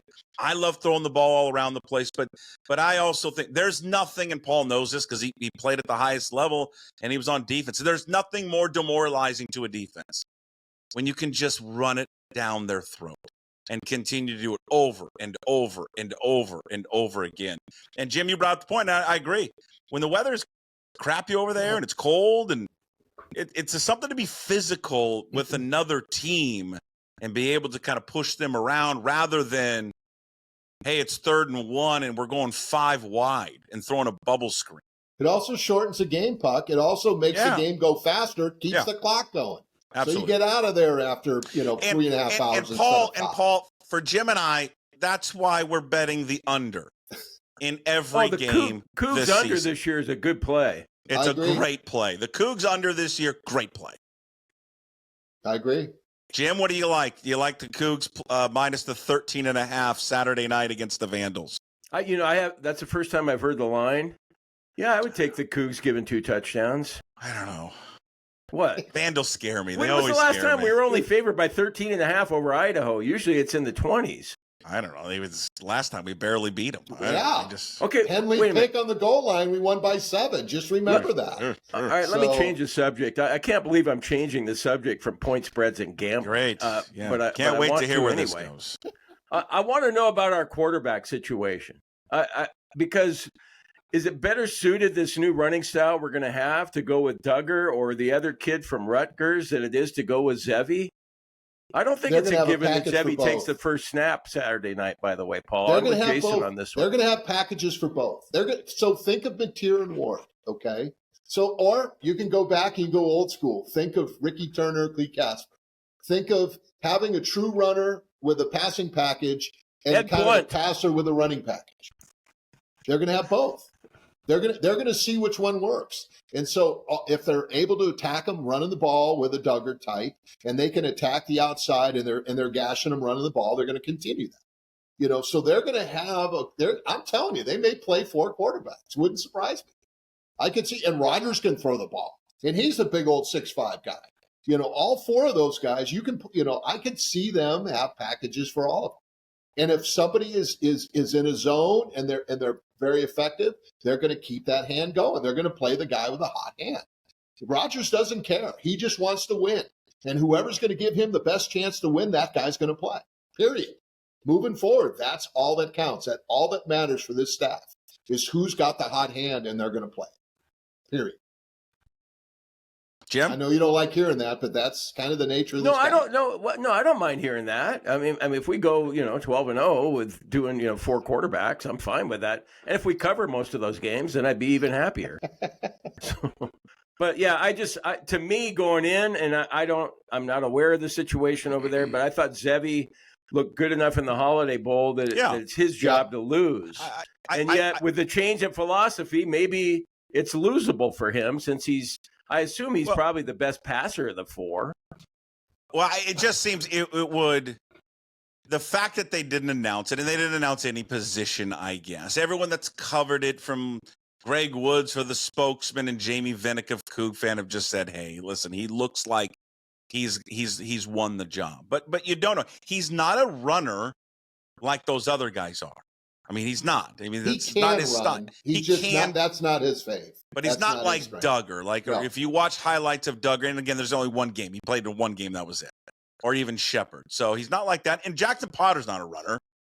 I mean, he's a pure passer. I mean, he's big. He's not mobile at all. But yeah, Potter probably throws the best deep ball, honestly. Zevi had a couple of really nice late practices where he was really good on the deep ball. Those 2 guys are probably your best deep throwers. Okay. Yeah, and I just, I think that I agree with Paul. I think Zevi's the one that runs out. And maybe he's just doing gamesmanship. He wants to, give something for Idaho to think about. But, normally you would just have the guy, be announced and he's the starting quarterback. They sent out a social media post as we record this on Tuesday morning, talking about guys who are like, I think this is like a leadership council or something. And they just listed players on both sides of the ball. They did not list a quarterback. Now, one of them was on that, I guess, of the leadership group. Hey, Puck, do you know where the OR came from? You know where the OR started on the lineups? It started with Dan Hawkins when he was at Boise State. Then went to Colorado, then did it. I used to hate it because whenever we got the lineups from UC Davis, not only would he do the OR, he would mix the players up. So you'd have a tackle as a tight end. You'd have a guard as a running back.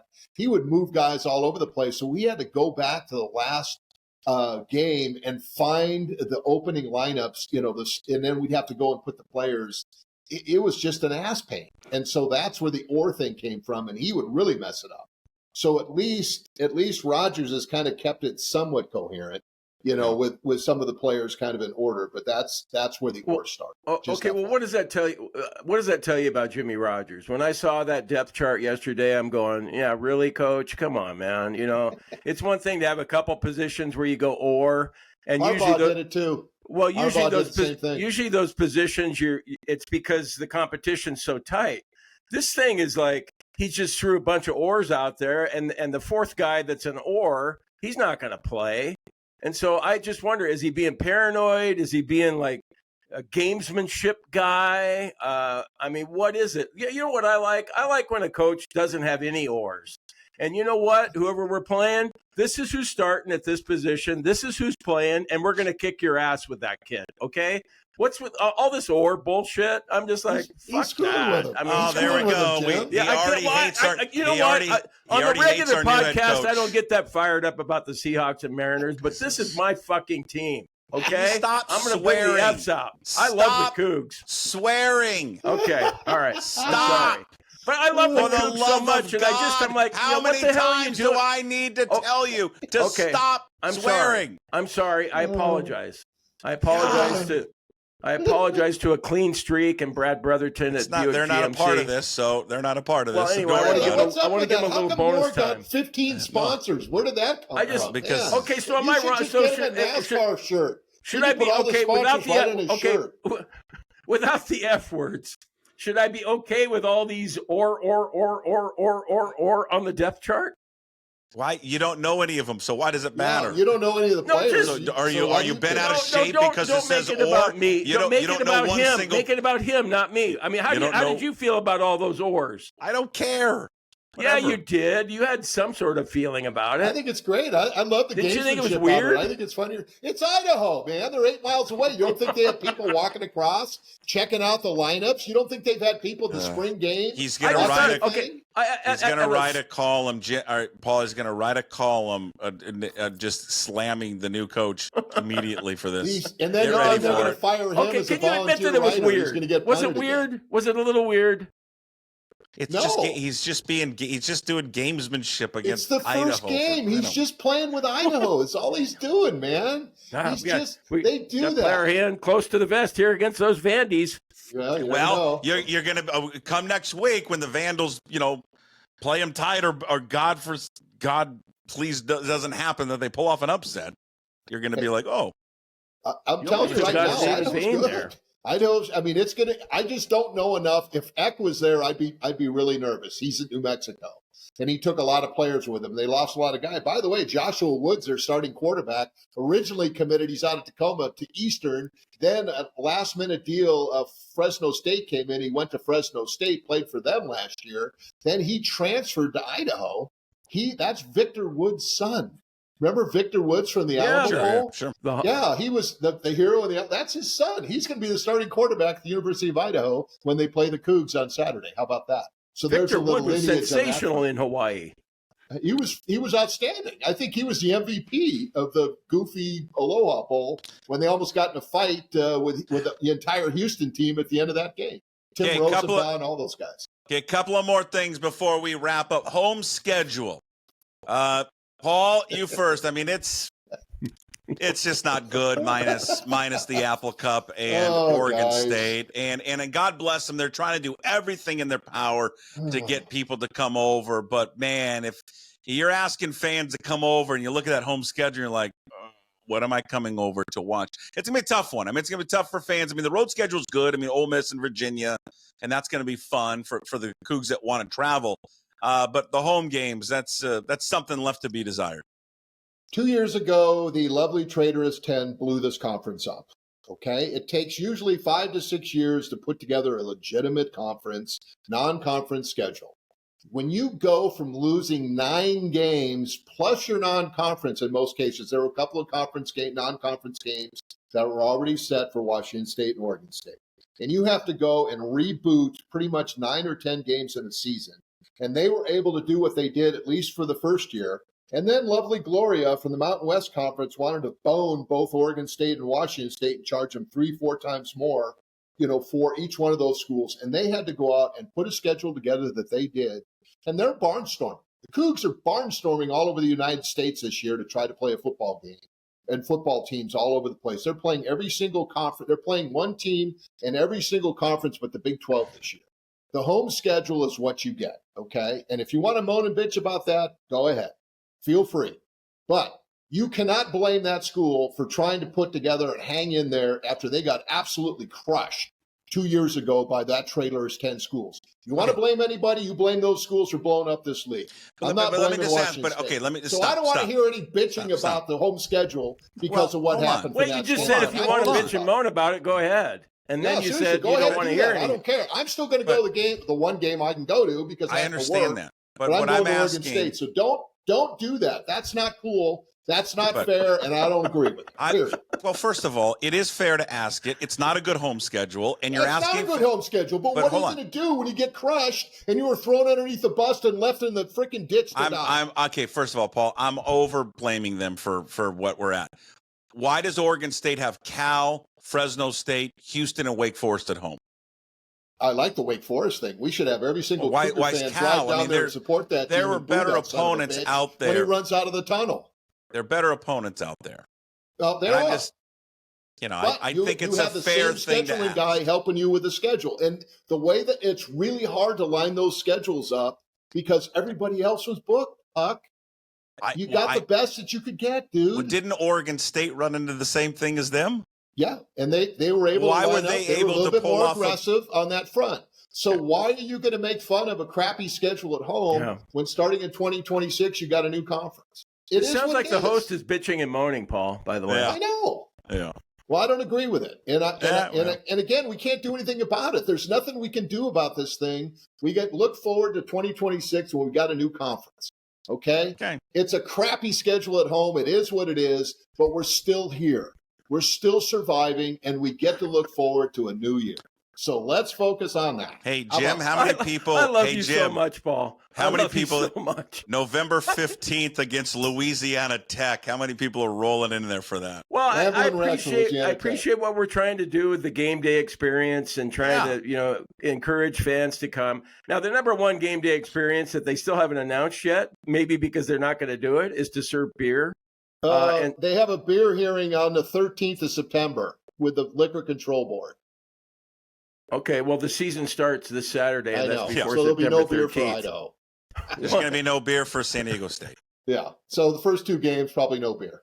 I just don't understand this school, how this school, of all schools, cannot figure. They're like Oregon State has had it for, 5 years now? How long has Washington had it for? How can you not get a beer at the beer drinking school at Washington State and the rivals got it in Seattle? It makes zero sense. All right. Canzano talked about North Carolina making $4 million off of beer sales.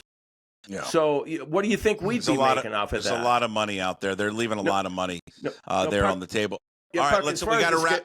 Well, I know, but I haven't talked about the schedule yet, and I'd like to bitch and moan just because Paul doesn't want to hear it.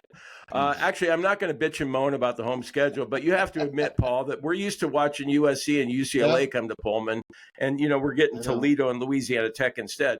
Is it okay if I bitch about the road schedule?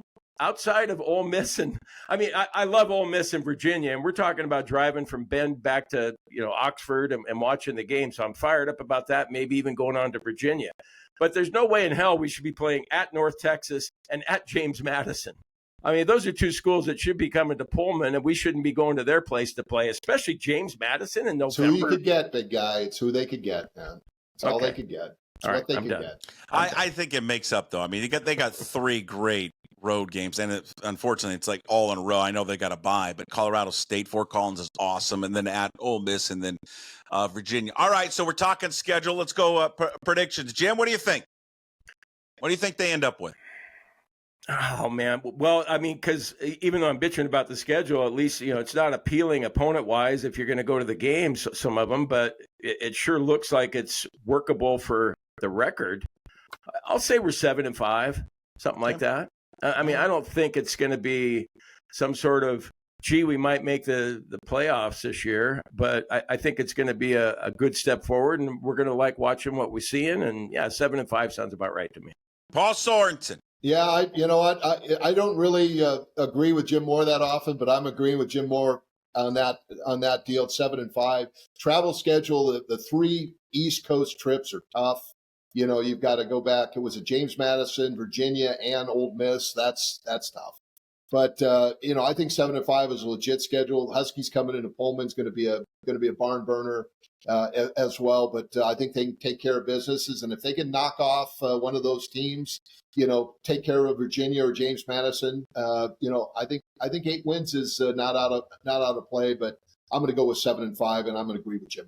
God, we're all like right on that 7-5. Yeah, just anywhere from 6-6, 7-5, 8-4. I'll be different. I'll say 6-6. That's fair. Do you think we could be 5-0 going into the Ole Miss game? Idaho, San Diego State, North Texas, Washington, and Colorado State. Why not? Well, they We could. start fast. I think there's probably There's a lot of why loss in there. nots. Yeah, I would We say can there's. dream. I would say there's probably a loss in there. Yeah, I would say so too. I don't know which one, but there probably is one in there for sure. But I mean, who knows? I mean, that's the thing about this year. I have zero clue. None of us do. I haven't seen any of these guys play. It's a brand new coaching staff. It's a great unknown. It's one of the biggest unknowns. It's one of the largest unknowns they've ever had over there. If we win at Ole Miss, it'll be one of the biggest wins in school history. Oh, for sure. Well, I wouldn't say that, Jim. Considering the circumstances. Beating Texas in the Holiday Bowl, number 5 in the country, that's not a big win. No, I'm not saying that was a huge win. Knocking off number 1 UCLA, the Rose Bowl, that's not a big win. I'm saying this would be one of the biggest wins considering the circumstances. The school that was kicked to the curb, beating a team that's from the SEC that's ranked in the top 25. Sure. That's fair. Okay. All right. Well, and on that note, boy, a lot of yelling and screaming. God, it was good. We're right back to where we've always been. Thank you. Mid-season form, Puck? Are we mid-season form yet? It's already mid-season form. But I want to thank everybody for watching and listening to the Old Crimson Podcast. New episodes out every Wednesday on all Puck Sports platforms. Paul Sorensen, Jim Moore. We'll talk to you guys next week. Go Cougs. Go Cougs. All right, go Cougs, Puck. Well, there was a lot of yelling and screaming there with the Old Crimson Podcast with myself, Paul Sorensen, and Jim Moore. New episodes drop every single Wednesday as we talk Cougar football throughout the college football season and their first game coming up Saturday against the Vandals of Idaho. All right, we go back to baseball, and we welcome on for the very first time a new guest, Adam Jacobsen. He was a former intern with the Seattle Mariners. He has plans one day to be the general manager of the team. He's one smart cookie. He is the founder of GrandSalamiTime.com, a brand new analytics website dedicated to his favorite team, the Seattle Mariners. We talk about the difficulty of hitting at T-Mobile Park. What if Cal Raleigh were in a Yankees uniform? How many home runs would he have? MVP race between he and Aaron Judge. What are the projected wins for the Mariners as the season is winding down? And why Josh Naylor is a priority to sign in the offseason. We covered it all with Adam Jacobsen from GrandSalamiTime.com. Well, this is we got something new here for you, our audience here, Puck Sports and the Daily Puck Drop. Adam Jacobsen is joining us right now. Adam is he's the author, founder, is the grand poobah of all things at Grand Salami Times.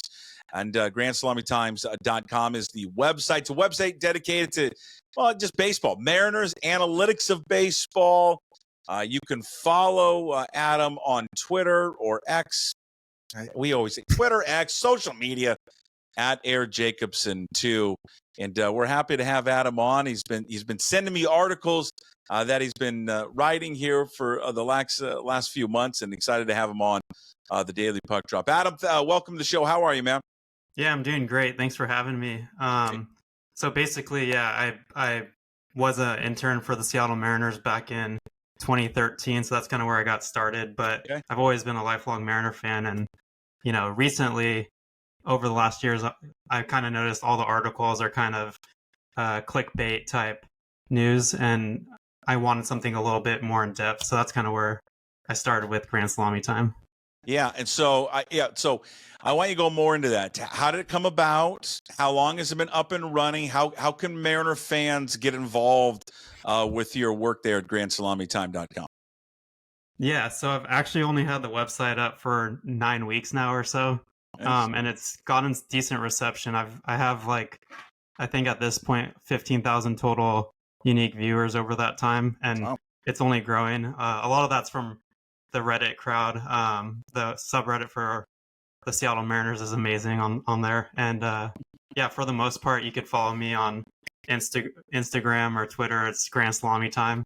And go to our website, www.GrandSalamiTime.com. And I'm going to get GrandSalamiTimes.com too. So just to make sure everyone gets that. Yeah, I got you. Well, it's great, and I love these ventures. I mean, what do you want this? I'm curious, Adam, a big picture, 5 years from now, you want this to grow into what? I'm glad you asked. So whenever I go to a job interview and stuff, they ask you what's your 5 to 10 year plan? And it's kind of funny because I'm always like ambitiously, hey, I want to be the GM of the Seattle Mariners in 5 to 10 years, and that's probably out of the question. But hey, you got to have dreams and stuff like that. You so, never know, Adam. never You know. may be. Yeah. If they miss the playoffs this year, they're looking for a new GM. Yeah. I think with the money DePuto has, I think he does like a good job budgeting and finding the right players. But yeah, maybe in 5 to 10 years from now, when maybe at that point he's out of the job, that's maybe I'm the next one up. Probably not. But you never know. You never know. Well, as we record this on a Tuesday, on Monday, Cal Raleigh this week got his 50th home run. I know at GrandSalamiTime.com you had wrote an article earlier just talking about how many home runs he would have. Part of your discussion, your article, just about hitting at T-Mobile, but how many home runs he would have if he were playing in New York. I want to get to that, and you can add like what he would be at now or what he's projected to be if he were playing in New York where Judge is. But as of now, what is he with the remaining 30-odd games to go as we record this? What is he on pace to hit right now to finish the season? Yeah, so he's ahead of where Griffey was when he had his 55, 56 years. And currently, he's projected to go for 61 home runs, which is very close to Judge's 62 AL record. So just like based on playing at, T-Mobile and this season, he's on pace right now for 61. So he's really close to potentially, hopefully, like MLB starts giving him those easy balls to hit out. Who knows? But they did that for Judge, we think. But actually, that's something I might want to look into. But yeah, he's right there. One of the stories, if you go to Adam's website, again, GrandSalamiTime.com, he did this back in July, so a little over a month ago, is the title of the article was, if Cal Raleigh played in the Bronx, he'd be chasing Bonds' 73 and blowing past Judge's 62. I want you to go into detail of how you came to that conclusion, Adam. Yeah, so I think at the time of the article, he was more like on pace for 65 or 66. So he slowed down a little bit. But what we wanted to do was, hey, what would happen if he played where, Aaron Judge played? And it turns out he actually might be at that point, not just beating Judge easily, which he already was projected to do. He might be like chasing Barry Bonds' home run record. And what we did was, there was this PhD article I read from some guy in the University of Indiana. I'll try to find his name, Dr. Ellen Nathan, and he was apparently into baseball too. So he looked at like the XY coordinates and the distance of, I guess StatCast was early back then. So where the ball landed and the distances. And basically what you could do is you could take the you could take the distance divided by exit velo to kind of get to see how far the ball travels based on how hard you hit it.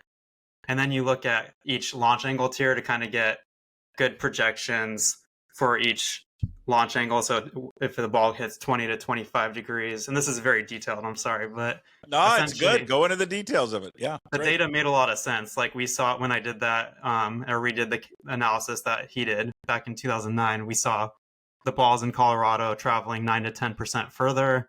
We saw Arizona's balls traveling 8% further, because it's hot weather, so Colorado obviously has the thin air, but Seattle was dead last. Like the ball travels the least distance in Seattle. And in New York, it's also kind of low on the totem pole, but the ball there travels 3% further than it does in Seattle. So even in New York, where the elevation is roughly the same, the ball travels further. And with the short porch in right field in New York, Cal bats a decent amount of times left-handed. He has an advantage. So I think the analysis at that point showed he would have 3 more home runs than he does currently playing at T-Mobile. And we only looked at home games because obviously on the road he would play in various different ballparks. So if now he was on that crazy pace when you guys wrote this article back in July. Now, as of now, how much has it changed? And where would he be on pace now? Yeah, so right now he would probably be on pace for beating Aaron Judge's 62 if he played in New York. But it wouldn't be like nearly as close to the 70 or so he was on pace for back in July. But right now, currently with playing in T-Mobile, he's on pace for 61. So add 3 or 4 to that. Yeah, and I'll redo the article this week, I think. Did you guys look at? I'd be interested to see if you flipped them. Did you ever look at if Judge played in Seattle? I got to do that. Maybe that's next week. Maybe. Yeah, it's a good suggestion. On a personal level, obviously you're a Mariners fan. I mean, what are the odds you think that he wins the American League MVP? You know, I bet money on it last weekend before he hit the last 3 home runs. So at that point, he was, I think, plus 150. So he's a little underdog to Aaron Judge. But yeah, I think now after the 3 home runs, and if he kind of continues even at the slower pace he's been from the All-Star break, I think he could win it just because, you know, Aaron Judge, I think is having maybe all around a better season as a hitter, specifically a hitter, not necessarily a fielder. But, you know, he's won it how many times in a row, and you can only win, you know, there's repeat bias, right? You can't win 3 times in a row as easily as you can win the first time. So I think Cal Raleigh, he definitely deserves it at the catcher position. And I know his F4 is literally on par right now with Judge. So there's a big argument for Cal Raleigh to win it, I think, and I bet on it. Yeah, it's going to be fun to watch. All right, so as we sit here and they've got this all changes just based on, you know, by the time that, you know, these games are played. What is your projection showing you of how many wins that the Mariners will finish with? Right. So we actually have a simulator. I don't know if I could share my screen or not, but maybe I'll just talk through it. But essentially right now, the Mariners have a 94% chance to make the playoffs with the current roster they have with Suarez and Naylor on the team. So their odds go up, obviously, with the level of players, the caliber of players they have on the current roster. And then the projection that's most likely to happen is 89 wins for the season. Of course, there's like a spray chart. Like they could obviously get 88 or 90, but the simulation has the most often winning 89 games. Okay, it has them winning at 89 games. Okay. Yeah. All right. Well, unbelievable. Is 89 now 89? I would assume 89 is enough to win the division. So that probably not. That gives them a 41% chance, it says, to win the division. Okay. Most likely. So almost 50-50, but a 54% chance to win the wild card. So come on, you're making that up. It's not really a wild card team. It's not really 54%, is it? In real life, I mean, the Mariners, you know how the Mariners end up being. So like, that is hilarious. Realistically, 54%. It's 50. I see what you're saying. Yeah, that's just great. I caught on. So 89 would not be enough. Okay, what is your projection then for Houston? So Houston, it says here, would also have 89 wins. Okay, surprisingly, so that's their most likely outcome, based on this simulation. They must win the tiebreaker then. I guess so. Yeah. Okay. Honestly, I don't know if my simulation accounts for the tiebreaker. Okay. Yeah. So right around that, but that's just good though. I think it's good for Mariner fans as the season winds down. I talked about it on the show this week that I felt like 89 would be kind of the number that they would need to kind of finish for the rest of the season. So that is right in the wheelhouse of 89, and it's a few games over 500. It's not crazy for them to get to. So that's going to be that's just a good, I think, for Mariner fans to kind of have that target number right now for them for the rest of the season. It's good. Right. And then also with the current roster, I think with the original roster before Suarez and Naylor, if you look at their current position, their World Series odds would be around 3 or 4%. But because of their abilities and their skill set and, you know, their WAR, they would essentially have a 9% chance now to win the World Series just because the team is that much better with those kind of hitters. Yeah, you mentioned in one of your last articles, and again, Adam Jacobsen is with us, GrandSalamiTime.com. It's a brand new website devoted to the Mariners, covering all things baseball, very heavy there on the analytics. Adam used to be an intern there with the M's. He desires it one day to take over the job, to be the head man there, general manager for the Seattle Mariners. you would latest piece on Josh Naylor and guy that warms my heart because I want them to re-sign Josh Naylor. I hope they do. You make the case in that latest article too. He should be the priority of the two that they acquired at the deadline. Absolutely. There's a huge budget constraint that we're looking at, and there's a lot of arbitration players we have to take care of. So 4 of the 5 Mariners starters are under arbitration, meaning we're essentially going to pay them more money next year than we are this year. Cal Raleigh's contract is bigger next year versus this year's in terms of payroll and stuff like that. Mm-hmm. And the Mariners tend to increase their payroll a little bit each year. But essentially, there's 3 main players going to free agency, and one of them we're most likely going to cut, right? Mitch Garver's probably not going to re-sign or we're not going to re-sign him. So I would hope not. So that should free up $11 million because there's $1 million buyout. And Naylor and Suarez are the 2 really big guys we need to go after. And I would love to have both of them on the team, but based on the budget constraints, we could probably only afford one of them. And Naylor is really probably the best value. And in addition, the Mariners really do need a batting average guy as well. As much as we love home runs and Suarez, Naylor's defense, his speed apparently, and he's unbelievable. Yeah, and he has pop. The guy hit 30 home runs last season. Or 30 plus. He's been great. I think it's the defense has been better than advertised over there. One kind of the knock on him was his defense, but I'd love to. Or left-handed bats they could have in that lineup, especially playing there at T-Mobile would be great. In conjunction with the story there on Cal playing in New York in T-Mobile, you'd mentioned this before, but there's a lot of factors to that ballpark, but it is without a doubt the probably hardest ballpark to hit in baseball. Absolutely. We talked about the distance, the ball travels the least furthest in T-Mobile. Not only that, though, there's something weird with right-handed batters where their whiff percent is significantly higher. Both away and home hitters have trouble, for specifically right-handed hitters, and they have high whiff percents and strikeout rates. And we see everyone knows the pitchers do well at T-Mobile. Everyone knows it's a hitter's ballpark, but left-handed hitters don't have that same issue. So having a bat like Naylor, who's left-handed, and most first basemen are, definitely is something we want to keep, right? We want to keep as many lefties in our lineup or switch hitters as possible. All right, that's the latest. Adam Jacobsen, brand new website, GrandSalamiTime.com. It covers everything for the Mariners. You sign up today. They got a weekly newsletter. As he writes on his website, we are the Fangraphs Baseball Savant and the 538 for your Seattle Mariners.